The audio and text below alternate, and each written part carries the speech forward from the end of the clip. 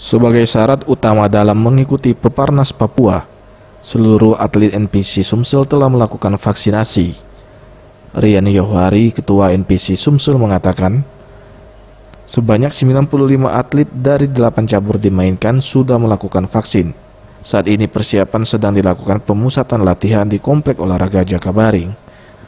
Untuk cabur seperti tenis meja, catur, bulu tangkis telah dilakukan tryout ke Jakarta dan Bogor. Atlet yang bertanding di Peparnas Papua telah melalui proses penyeleksian yang ketat. NPC Sumsel menggunakan sistem promosi dan degradasi atlet, sehingga atlet yang mewakili Sumsel merupakan atlet yang memang telah siap untuk mencapai target medali. Tapi ada yang memang sesuai dengan harapan kita, menjadi melihat hasil persiapan itu kita optimis bisa meraih medali di cabur bulu tangkis di Papua nanti. Total 95 dari 8 cabur. Jadi kita melaksanakan seleksi itu sebanyak 9 kali seleksi.